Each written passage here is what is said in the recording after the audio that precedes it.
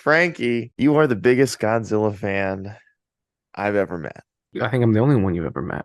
I have it under good authority that you saw Godzilla minus one earlier today. The rumors might be true. It may not be true. May or may not be true. Cannot confirm nor deny. You sounded pretty excited, man. Hit me with it. Hit me with the hot take review. How Hot are we take feeling? review. I think it is a hot take, honestly. I might be angering purists, fan of monster movies, or fan of just Godzilla. I'm gonna say it. This was the single greatest Godzilla film that's ever been made. Um, Wow. Wow. it's a lot to say. It's a heavy statement, man. That's It's a a lot of huge thing. Godzilla movies. There's a lot, but see, the thing is with the Godzilla community, we know, at least if I'm not gonna say there's a perfect Godzilla fan, there isn't, but I like to think the ideal one knows that a lot of the Godzilla movies are not good, and that's okay. It can't be. They're silly, especially the ones from the 70s and 80s. hmm They're hmm not. They're just not they're not cinematic masterpiece, but they're fun. They're just fun. Seeing Godzilla just out of nowhere fly because why not? Become magnetic to help defeat his foe. It was like pretty much what inspired the Power Rangers just to be able to do things like, oh yes, we can call on the Megazords, and the Megazord can now do this for convenience purposes. Everything that you know and love from big giant things originated from this big bad boy, Godzilla, in 1954. The original movie still stands as probably a cinematic masterpiece because it was way ahead of its fucking time. A fucking metaphor for the atomic bomb. Mm. That's always what it's been. And then it took a life of its own. It became a monster movie to a monster movie that became, from like just bashing monsters, fighting, to heroism, military, uh, government. It talks about a lot. No, more so recently with, the newest movies here in America, and also Godzilla, Shin Godzilla, that released back in 2016, I believe, which won like Japan's Academy version of the Academy Award for Best Film.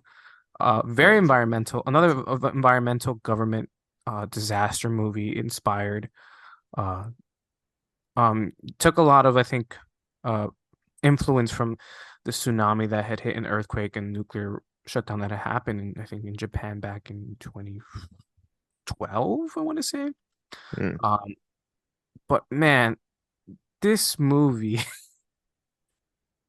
dude, I got teary eyed because it was just like I said, if anyone ever listened to the Godzilla versus Kong podcast, that movie was also like amazing because like it's just like it's like it's just your dream come true as a kid. However, that was again kind of like the heroic slash inspiration of the 70s and 80s. This movie is purely inspired by the fact that Godzilla is a monster, a force of nature, not here to protect the planet, not here to protect anything, doesn't give a shit about the environment. It's just here because it exists, and you're in its way.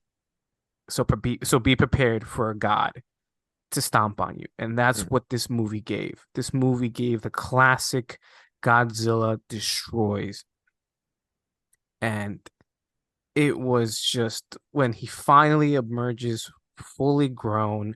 By the way, this isn't spoiler free. This is going to be going to full spoilers. So now Oh, is full your warning. spoilers. Look. I'll just say this right now. Yeah. If you are clicking on this video, this is for the Godzilla fans. We're not here to convince you to go see the movie. hmm The assumption is that you are a Godzilla fan and you already saw the movie and you want to hear other people gush about how much they love Godzilla. Yeah. That's why we're here. That's Yeah. why we're doing this episode. So yeah, plenty of spoilers, man. Spoil away. Yeah. Tell me all the crazy shit that happens. Yeah. Gush about your favorite part. Go for Um, yeah, just a side note, this was an early fan screening, so I get it. Some people may not have seen it already. it. So No, all the please go real watch fans. it. All the real fans saw it. All the Yeah. real fans saw it. And we'll go see it again and again Yeah. and again. If you were not at the early screening, you're not a real fan. You're not a real fan. Um, no, this movie again just it brings him back to his 1954 roots of coming from the depths of the sea and destroying things in its path. Um, it was just beautiful. In a it was obviously disheartening seeing thousands of people being killed, but there was just something so done well and beautiful about it. It's so weird to say that, describing death Hmm. and Hmm. chaos as beautiful, but it was. And then when the classic music hits, you just can't help but, if you're the fan and someone who's been watching it as a kid, it just it just is spine tingling. The music was ramped up to 10, 20. It was redone for this movie. The orchestra sounds incredible in this modern age. It was just it was perfect. The music, the soundtrack, perfect. The acting is where this movie stands out. This was very human, just like the original. It was very human oriented. A lot of Godzilla movies are supposed to be human, like focus on the human aspect and how do we come together to potentially stop what can't be stopped. It's the age-old question: how do you protect yourself from a natural disaster, and especially one that's sentient?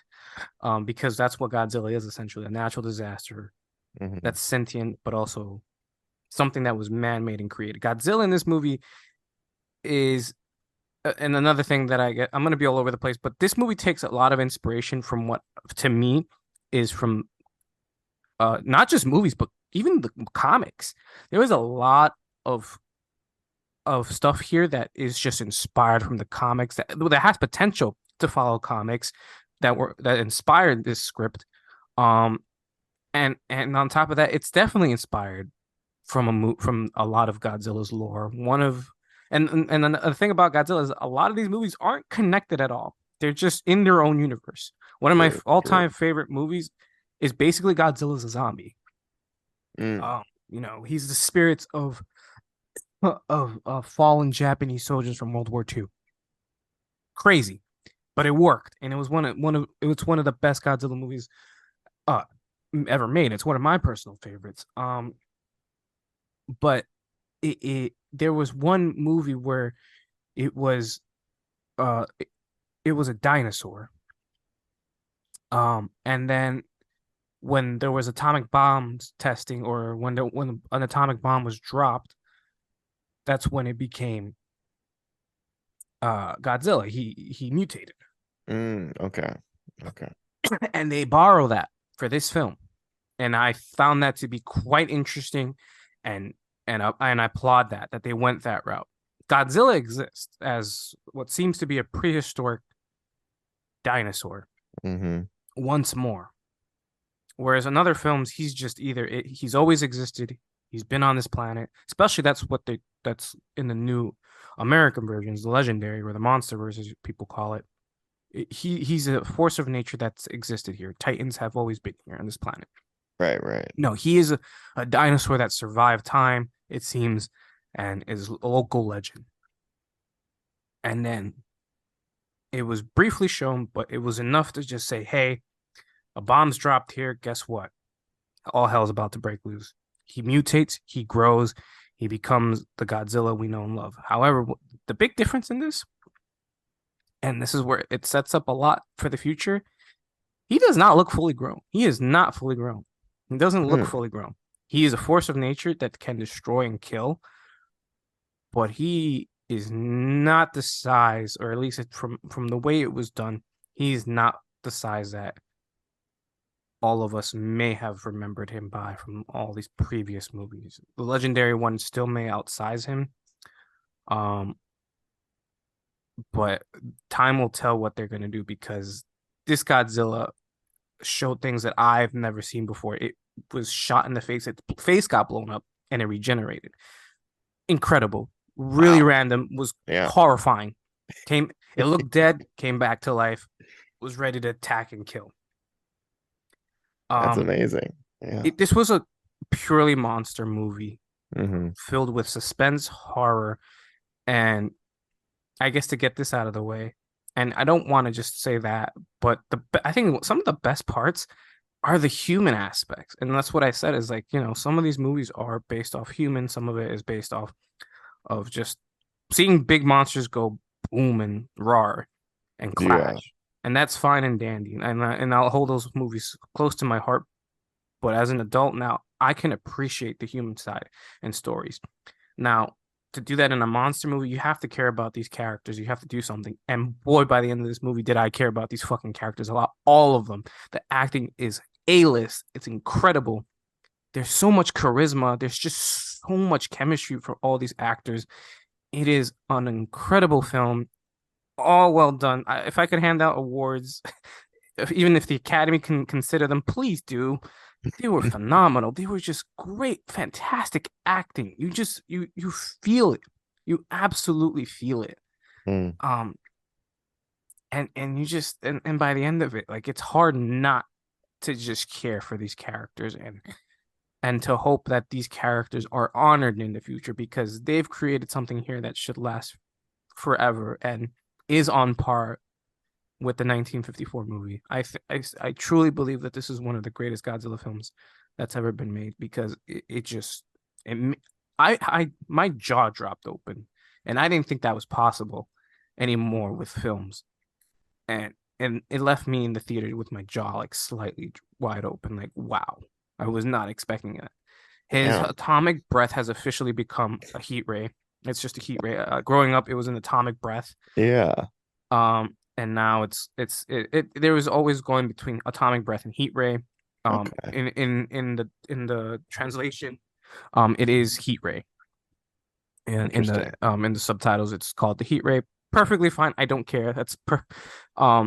But the thing about this heat ray is, it is basically a nuke. It's now a nuke. Really on the nose there with the On the news.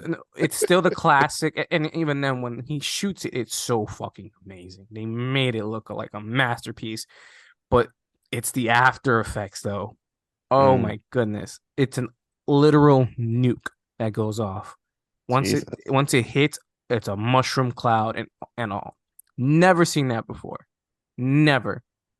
Never has any Godzilla film really done that. The closest one was probably Shin Godzilla, and that was more like a laser. Mm, But this was an actual fucking nuke coming out of his throat, out of his body. It's got the classic blue beam, but with the finish of what he's supposed to be, which is an atomic weapon. Um, and it was beautiful. It was again beautifully chaotic and just gorgeous. The the visuals of seeing an actual nuke go off and blowing people away was mm. terrifying, but captured so beautifully.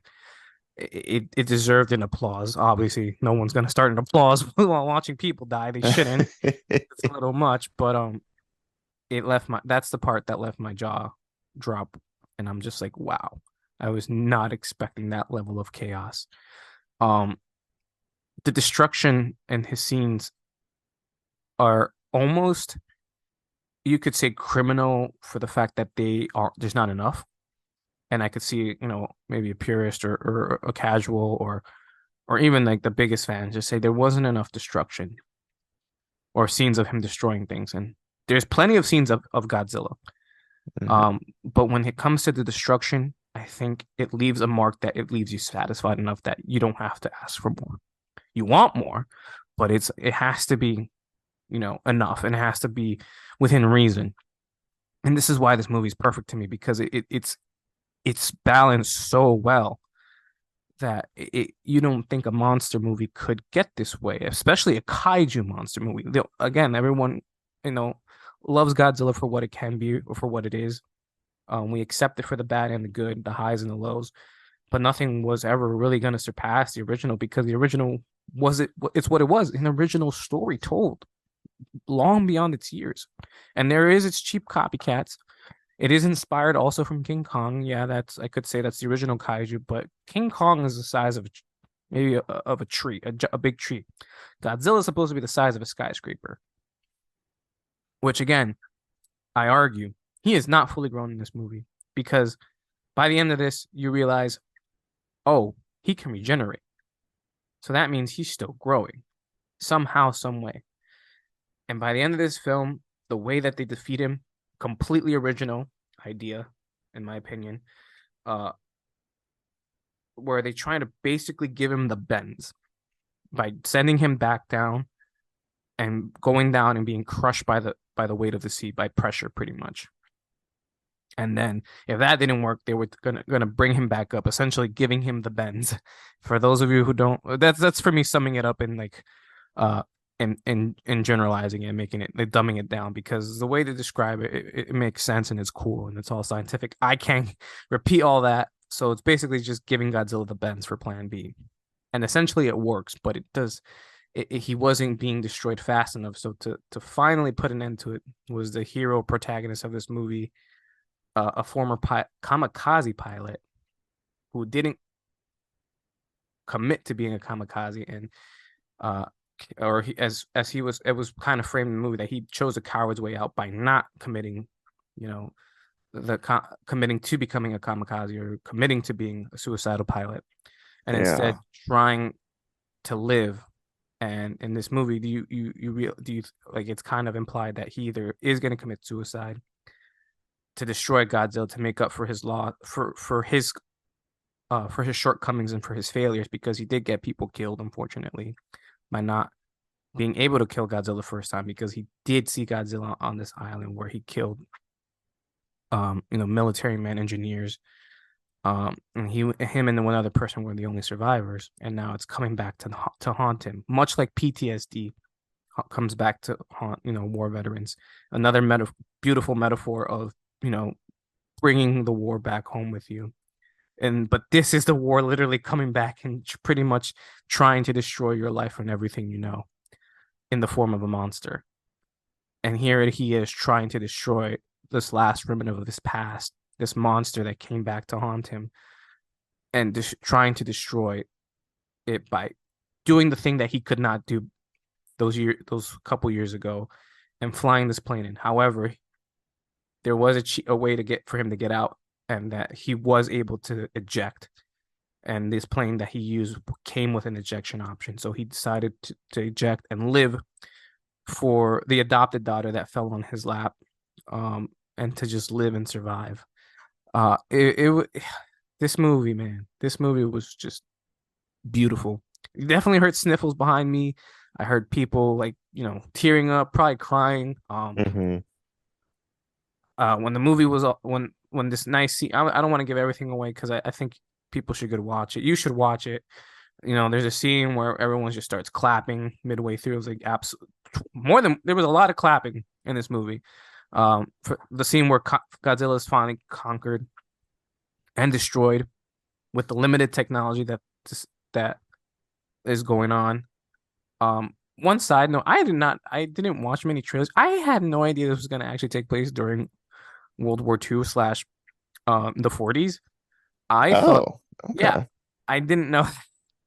I that's how many trailers I watched. It was just one. I barely watched any trailers. I thought this was a story about seeing him in the 40s, going to be seeing him in the future here or modern day. No, Hmm. it strictly took place in the 40s, which was an incredible decision to do and a fantastic choice, because it gives room for what comes after, which is once Godzilla is destroyed, towards the end, you realize, if he could regenerate, what's stopping him from just bringing himself back together? And when the movie ends, you see that he is regenerating after crumbling. So there is another story to tell from this movie, and I hope it comes to fruition. It doesn't have to be perfect again, but Hmm. I want this lore, this franchise to continue, because it was just done so well and the characters deserve to be immortalized in other films. Whether it takes place in like the 60s or 70s, I'll take it. It doesn't have to jump straight into the future. It can take place over periods of time, kind of like what the MonsterVerse has done, where it takes place in like modern day, then goes back to the past, and then Hmm. goes into the future, and then goes back into the past to try and connect everything. I know what they're doing now with the show, Monsters Legacy, Monarch Legacy of Monsters, which is a great show, by the way. But Hmm. this has the potential to be what Godzilla could have been from the start of 1954. and be the friend. I mean, it still became what it became, but this movie, this is the one that, you know, fans and new fans alike can probably rally behind and say like, hey, this is where it began. This is where monster hunting truly began for this franchise because it just had everything: the acting, the sound, the the effects, the Mm, story, it just all flowed so well. It is the you know, definitive Godzilla movie, and I could not have been more happier. I'm gonna see it again. Probably, most likely. I will own this movie in every format that I can because it deserves to be held up to a high standard. Um, yeah. Any questions? Any concerns? Also, shout out to the writer and director, uh, Takahashi Yamazaki. You did it justice, and I'm just gonna go on a limb and say like, yeah, this man was a Godzilla fan because he took mm. so much inspiration from a lot of things. Yeah, I mean, I love how much you love Godzilla. I love it anytime people are like extremely into something.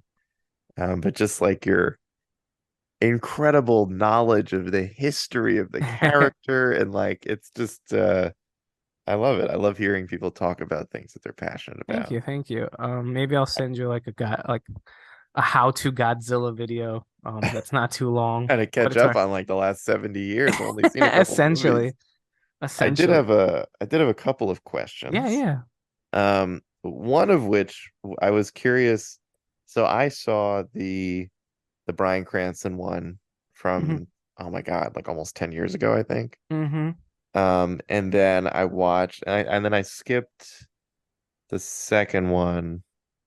Forget what it was called. Gods and Monsters. That's not right. Um, and then Oh, I watched Godzilla, King of the Monsters. that's what it was. And then I Mm-hmm. watched Kong versus Godzilla, obviously. Mm-hmm. Um, and I remember in the 2014 one, there was a lot of complaints that, Godzilla wasn't actually in the movie that much, Mm-hmm. and it was Mm-hmm. very certainly Godzilla, I think there was something like he wasn't in the first, I don't know, X number of minutes, let's say like 30 minutes Yeah. of the movie he wasn't in at the beginning.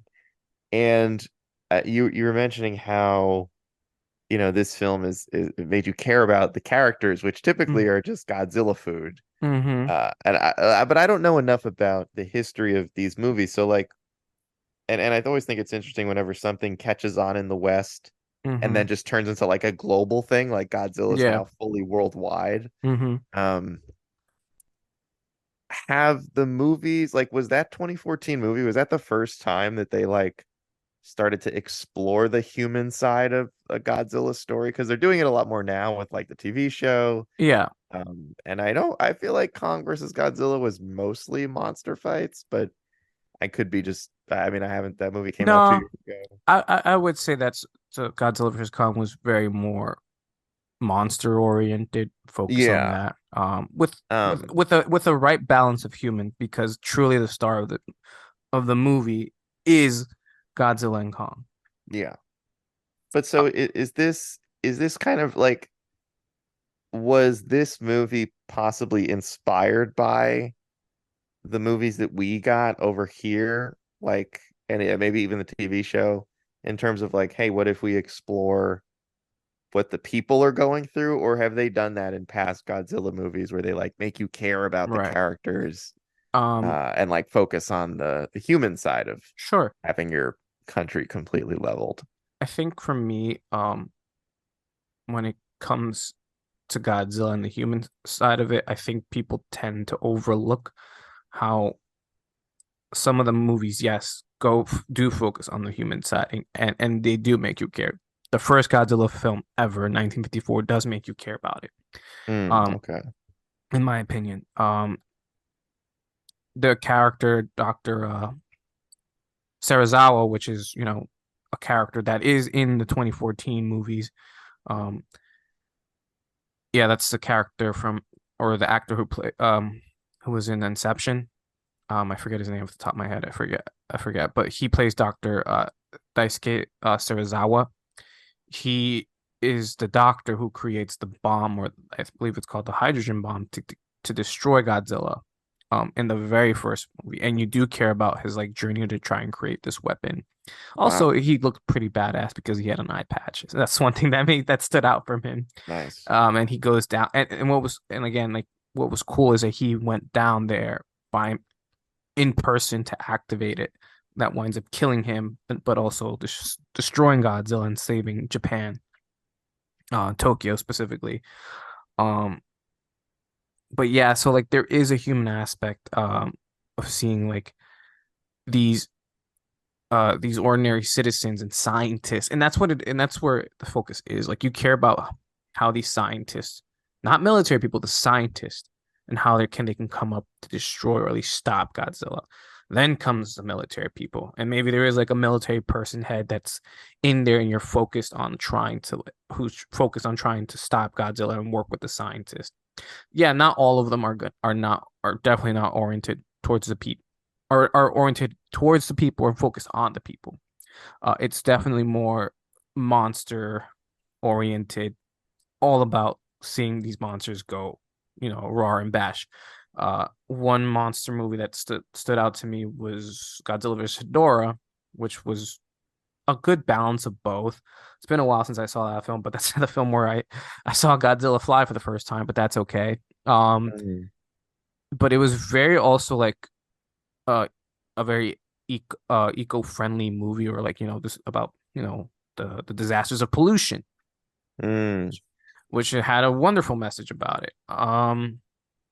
Let's see, I'm looking at the list right now. Yeah, a lot of these movies like the 90s, or so it's also broken down by era. The Yeah. Showa era from 1954 to 1975. That's the essentially the I guess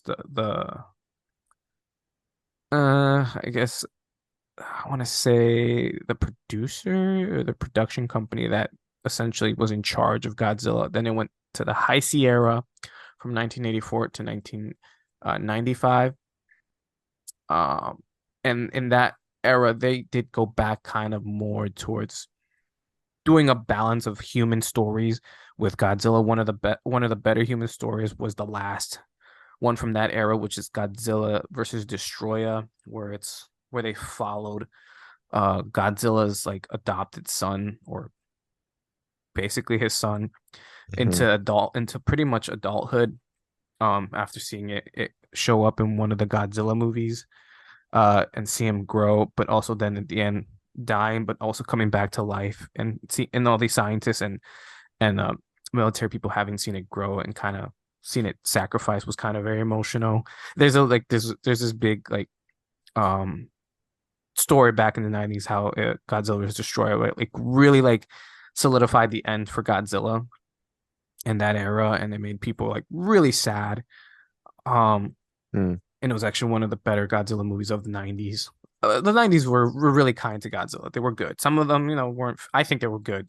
Some of them weren't favored by critics. Um, I want to say, I'm trying to see Godzilla, the one that I love from 2001, the one that's basically like a zombie movie of Godzilla connected to like the 1954 one. Again, a lot of these aren't really connected, or they say that they are kind of. Um, Godzilla, Mothra, and King Ghidorah, giant monsters, all out attack, or better known as GMK.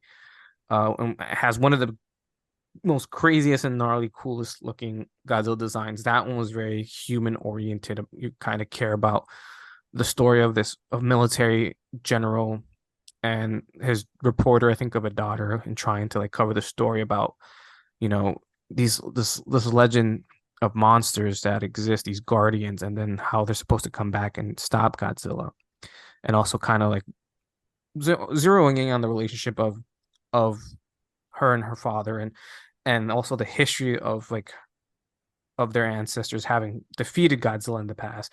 That one was also like very cool. Mm. But yeah, it's like the story with humans have always been there. They've always been there. Are they good? No. Uh, it's like I was telling a buddy of ours, like it really, really has to like you have to really flesh it out. You know, Hmm. um, they started off in 2014 fleshing it out well with a character that we at least by the actor choice, which was Bryan Cranston, we knew and enjoyed his acting, and so that was a plus. But less than halfway through the movie, he dies. Spoiler Yeah, if you haven't seen. spoilers. He doesn't make it very far. Yeah, so that I think that took a lot of people out, and like because the human aspect can work. It definitely can work. Yeah. Um, given that this movie focuses heavily on humans, but also it's human interaction with Godzilla. And Hmm. again, this works out. It balance. It's a you have to like balance it. You know, if you're heavily favoring, someone chasing Godzilla down, then Godzilla isn't in the movie. Then it's just a Bigfoot hunt without Bigfoot. It's like those Bigfoot shows. Like I've been searching for Bigfoot all my life, and here Yeah. I'm doing the show. Meanwhile, we never see Bigfoot. Yeah. Never seen him, but I'm gonna get him one of these days. Yeah. So it's interesting how like some try to balance it, but they can't, and that's okay. Like maybe just stick to what or like you need to have a good writing team to flesh out this story. And Takahashi Yamazaki, man, he knocked it out the park. He got an incredible fucking script together to make a phenomenal, phenomenal fucking Godzilla movie, if not the greatest Godzilla movie all time. And I just assume he's a fucking fan. I think he is. So Does Godzilla fight any other monsters in this movie, or is it just him versus the humans? it's just him versus a human. Like I said, this is a classic Godzilla movie. Yeah, so see, I feel like that's kind of almost a tougher task if you're gonna really like, hone in on the human stories Hmm. within a Godzilla film because, Yeah. not to take anything away from King Kong versus Godzilla, but if you put those two in the title of the movie, like we're good. We don't need to know anyone's name besides Hmm. them. Like we just want to see them punch each other. Yeah. It's a tall task taking a monster like Godzilla, who's like always kind of, at least from the outside, from a casual Hmm. perspective, Godzilla has always towed this line of either he's evil or he's like kind of cool and like sort of helping, but sometimes he's also trying to blow up Japan. So it's Hmm. like very difficult to figure out where Godzilla lands on the like the morality scale. Like, is he a total destruction Yeah. monster, or is he kind of sometimes helping? I also just I don't know. Godzilla has had like such an impact on so many of the other things that we enjoy, like Hmm. Power Rangers. Like Hmm. one of the green Dragon Sword is literally just Godzilla. The Tyranitar is literally just Godzilla. Like Yeah. Godzilla's impacted Pokemon, Yu-Gi-Oh, Power Rangers. I mean, so many different forms of media that we enjoy. It's Yeah. truly remarkable. I did want to ask Hmm. before we get out of here, visual effects, man. What did you think? Because that's a big deal in a Yeah. Yeah. kaiju Yeah. movie. I was a little worried about it because, this is technically the third time, second time in Japan that he's ever been CGI'd. Mm, Every other movie um before Shin, guy in a suit with a mix of CGI, but pretty much a guy in a suit. So, or I think Godzilla versus Kong from the 60s, or King Kong versus Godzilla from 1962, it was puppets. But yeah, this was only the second time from Japan that we've seen him CGI'd in live action, and it works.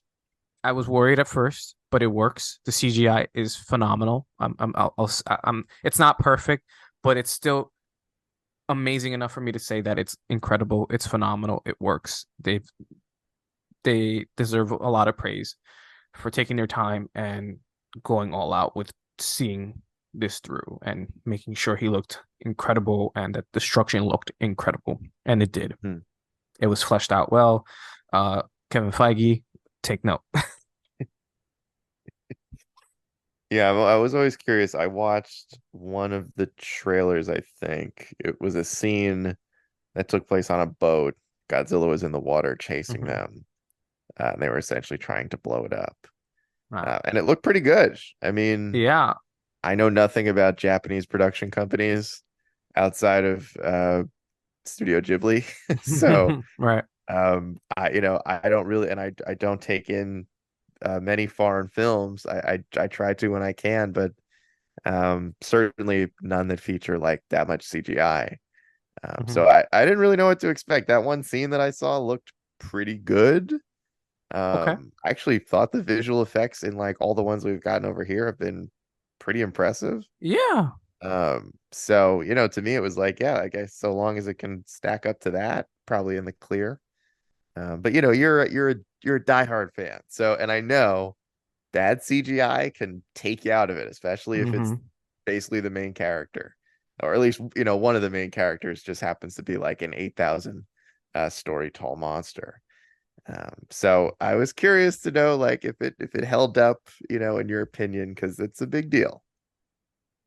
Yeah. No, it held up. Oh, It sixth held up. sense. Uh, And you think there's going to be a sequel? Like you think they're going to keep because Godzilla kind of just like you said, has a lot of unconnected movies. Just mhm. sort of pops up every few years, and there's a new one, and it might be a tie-in or it might be its own thing. You Y- think they'll keep this one going? Yes, I think they should. I hope they do because yeah, like I said, this they gave this boy regenerative powers. So I think it makes sense because yeah, at the time, okay, half his face was blown up, but it regenerated because that was easy for it. But his whole body got destroyed, so fuck it. Let's it writes itself. Like it's gonna take a couple years for him to regenerate. Hmm. So it's possible that he just resubmerges or comes back up in 10, 20 years. And then or maybe 30 or 40. And now people have to fight it once more. And it could be, the kids of the previous characters, you know? Hmm. That sounds like it'd be pretty interesting. Yeah. Last question. Hmm. Did you get the poster? I did get the poster. Woo! Crisis averted. Yeah, crisis averted. I That had to. card, man, I gave Frankie a Godzilla trading card, and you already took it out of the package. Hmm. If you had left it in the sealed, pack, it's like $50. Are you serious? Isn't that insane? Oh, And if you take it out, it's worth like $13. I'm like, are you telling me ripping the plastic costs you $37? Insane. Anyway, well, I don't care. you're a real fan, so you took it out. Of course, of course. Well, I just wanted to hop on here so that you could gush about Godzilla. I know how much you love Godzilla. You sounded very excited about the movie. And now we have this time capsule review Hmm. of one of your favorite characters in all of cinematic history. And it sounds like this was a pretty great movie. It was a fantastic movie. And I guess before we end it, last note, I've seen 28, I believe, out of the listed 33 films of Godzilla from Japan. Wow. I've Wow. seen all the American versions. So in total, I've seen like probably like 34 films of Godzilla, Wow. including this one. So take that as you wish. That's probably a good place to leave it.